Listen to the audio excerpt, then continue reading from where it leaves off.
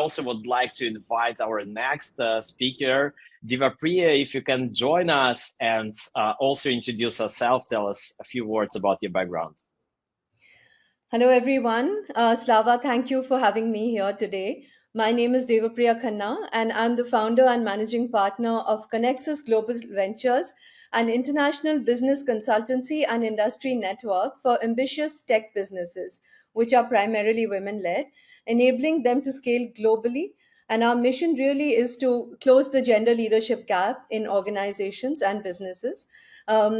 We have offices in Gurgaon and London, and we provide access to essential tools for success, which are knowledge, strategy, network, and visibility. Um, Being a brand strategist by functional expertise, I also provide marketing and branding consultancy to growth stage businesses both in India and UK. And my particular focus is on people brand strategy, and I've helped a lot of women executives, even CXOs, thought leaders, founders, and entrepreneurs in building global digital first personal leadership and business brands. So that's really my introduction. Glad to be here today. Thank you so much for joining us today. And we already discussed with Just Kanwar about some possible regulatory or ethical considerations. If you take a look a bit more in depth on the policy landscape in India, what regulatory challenges do global entrepreneurs face when they're setting up operations in India, and how they can navigate them?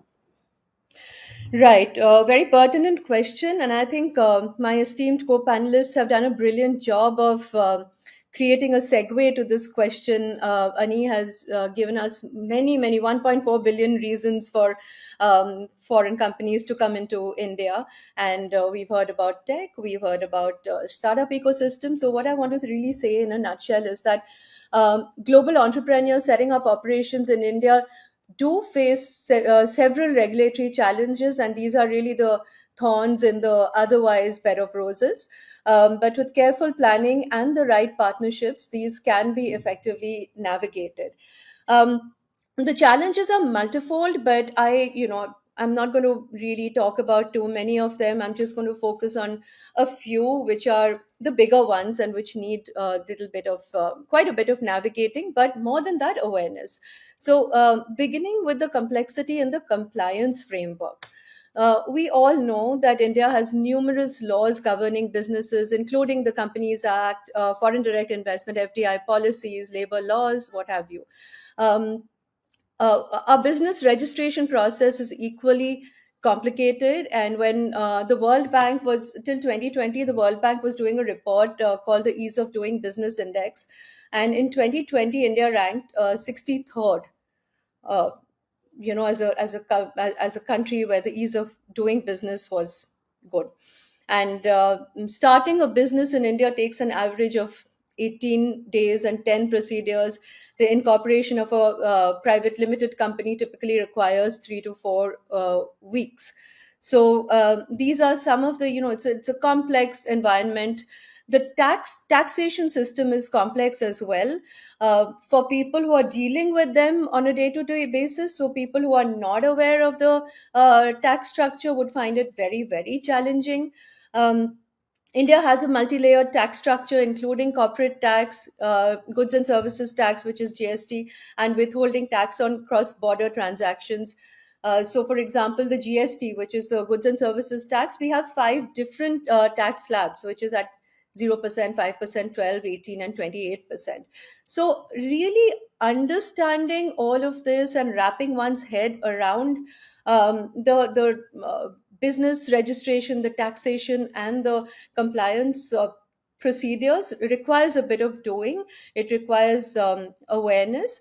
And one navigation tip is, to be very careful about the tax advisor to and the local partner that you have to manage filings, to ensure compliance with transfer pricing regulations for cross-border transactions. And that is really something that a company looking to come into India must be very cognizant of and partner with the right people. Because, as you heard Ani say, there are a lot of positives, but there are a lot of gray areas as well, in the India UK corridor, specifically. When you look at FDI, some sectors allow 100% FDI under the automatic route, while others require government approval.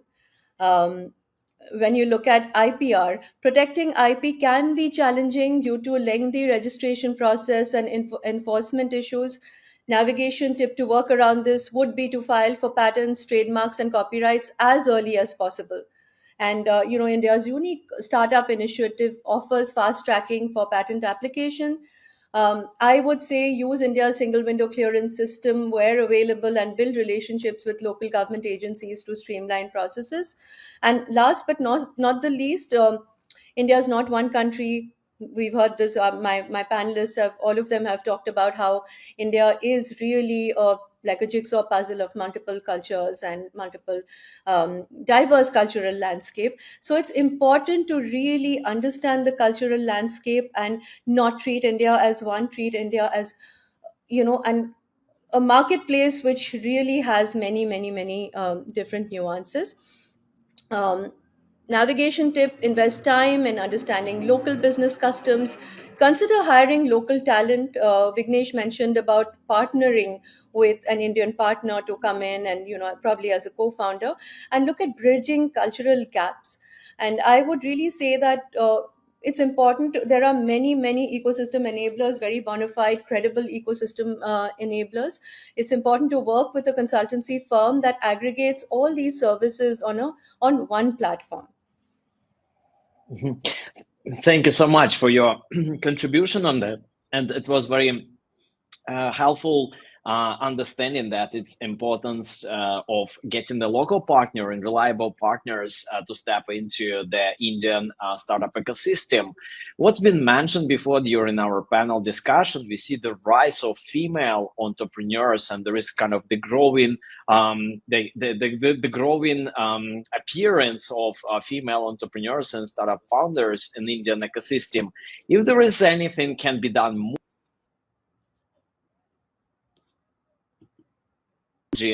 founders on Indian tech startup ecosystem? That's a very pertinent question, Slava, and it's very heartening to see that the union budget of 2025 has laid women and women's economic engagement at the heart of the roadmap towards Viksit Bharat 2047, which really provides a segue into a more balanced and a completely developed India by 2047. Um, and in keeping this into cognizance, there has been a huge push towards enabling women entrepreneurs. So there's been a focus on women, a new scheme which will provide term loans of up to rupees 2 crores for first time entrepreneurs from women, scheduled castes, and tribes has been put into existence. This initiative not only promotes diversity but also opens avenues for non Indian startups to collaborate with local entrepreneurs from underrepresented backgrounds, and this in turn fosters inclusion and innovation. So, the government is, of course, doing its bit to push diversity, push gender inclusion. The Gender Inclusion Fund has really seen a growth. What is also very heartening is that the corporates and ecosystem enablers are really launching and focusing on women led businesses, on their development, on access to funding, grants, mentorship. So, that again is going to go a long way in helping women led businesses thrive and foreign investors to come in and promote this as well. At Connexus, what we also do is we ensure that women, for women it's not always very easy to get up and leave their responsibilities and travel around the world and park themselves in their destination countries and explore the ecosystem. So what we've done is we organize virtual trade missions, we organize virtual speed networking events. I think more and more ecosystem enablers and organizations like ours are coming together to make sure that we use technology to ensure that women led businesses understand what it is to go global and help them accelerate their progress. Mhm. Thank you so much for your insights on that. And as has been mentioned, it's a great changes and great rise of the female entrepreneurs exist, and it's definitely the great direction. If we talk about this 2025 in this year, and if there are some non-Indian entrepreneurs aiming to step into startup ecosystem in India this year in particular, if there are any specific things they should be aware of in relation to regulations or budgets of this year 2025, and what are the opportunities they may have this year in particular? Right. So, aside of what I've already mentioned, I would say that the union budget reflects India's commitment to strengthening its startup ecosystem, of course, internally, but globally also. It's a huge opportunity because favorable conditions are being created for foreign participation. So, by focusing on tax reforms, on funding initiatives, and support for diverse entrepreneurs, India is positioning itself as an attractive destination for non Indian startups looking to expand their operations in one of the world's fastest growing markets. Um, I would quickly like to mention Vignesh had talked about how the government has taken certain measures. I would say that the Digital India initiative is a huge thrust in making India a very enabling ecosystem. Um, a large amount of money, I think 18,000 crores, which is about $2.2 billion, has been allocated for digital infrastructure expansion. 5G connectivity has been extended to all rural districts by 2026 is really the mission. Implementation of comprehensive data protection framework. So the opportunity really lies in foreign tech startups. They can leverage improved digital infrastructure, clearer data governance to offer SaaS, cloud services, and digital solutions to the Indian market. So that's one aspect. That's the whole digital enablement, digital India, and that's the opportunity. So when you see 1.4 billion people, you see internet penetration, you see technology. Um, I think it's just a thriving and a bubbling market.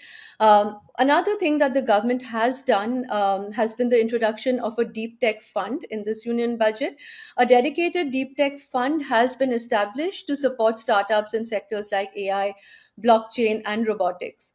And the opportunity here is that foreign startups specializing in deep tech can leverage this fund to advance research and development initiatives in India. And India, with the research mentality and the academic mentality in India is paramount. So I think foreign startups can look at this and leverage this. Um, I would also mention support for cross border collaborations.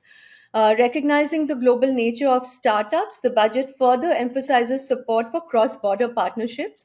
And this initiative aims to facilitate international market access for non Indian startups. So that vision is very clearly there, enabling them to leverage India's vast consumer base and technological infrastructure. I have already touched upon women and underrepresented entrepreneurs, but that again is a point to be kept in mind. It's very diverse, and just as before I close, I would like to mention some entry strategy recommendations, just four of them, which would sort of sum up everything that I've spoken about right now. I would say that I would first call upon the digital first approach, which leverages India's digital public infrastructure to reach customers without heavy physical presence initially. So that's important. Strategic partnerships, collaborate with Indian startups or established companies to navigate regulatory complexities. Targeted state selection, this is important. Focus on startup friendly states like Karnataka, Maharashtra, and Gujarat, which have additional local initiatives and incentives. So, find a local partner here who understands what these incentives are and leverage these. And finally, utilize the government platforms from 2014 to 2016. And again in 2025, there's been a huge thrust laid by the government. So engage with Invest India, engage with state level single window clearance system for faster approvals, and just overall build your awareness, knowledge, and partnerships to the next level to be able to leverage the India story and the huge India opportunity.